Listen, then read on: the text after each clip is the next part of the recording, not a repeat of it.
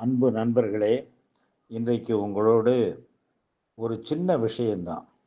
உங்க மனதுக்கு இதமாக இருக்கக்கூடிய ஆறுதலான செய்தியை உங்களோடு இன்றைய சிந்தனையாக பகிர்ந்து கொள்ள வேண்டும் என்று நான் விரும்பினேன்.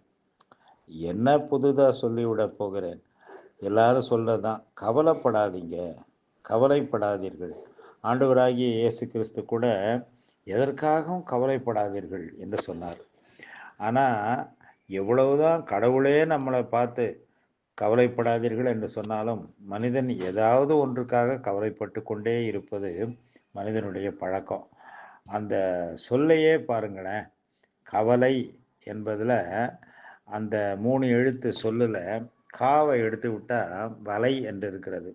அந்த கவலை நம்மை வலை போல அப்படியே சுற்றி பின்னிக் கொண்டிருக்கிறது. அதிலிருந்து வெளியே வருவது சிரமமாயிருக்கிறது. இன்னும் சில பேர் எதுக்கெடுத்தாலும் கவலைப்படுவாங்க. அந்த சொல்லுல அந்த வாவ எடுத்துருங்க. மீதி இருக்கிறது கலை. சில பேர் கவலைப்படுறதையே ஒரு கலையாக பழகுவார்கள். எதுக்கெடுத்தாலும் கவலைப்படுவாங்க. சோர்வா இருப்பாங்க. ஒரு நாள் ஒரு பேச்சாளர ஒருத்தர் பார்த்தாரு. அந்த பேச்சாளர் ரொம்ப கவலையா இருந்தாரு. ஒரு மாரி சோர்வான முகத்தோடு, கவலை படிந்த முகத்தோடு இருந்தாரு. நண்பர் கேட்டாரு, "என்ன ரொம்ப கவலையா இருக்கீங்க?" அப்படின்னு. அது ஒண்ணும் இல்லைங்க. கவலைப்படக்கூடாதுங்கிற தலைப்புல நான் ஒரு சொற்பொழிவு குடுக்குறேன்னு சொன்னேன். அதை எப்படி பேசுறது?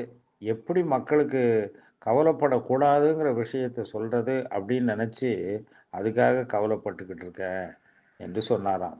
என்ன வேடிக்கை பாருங்க.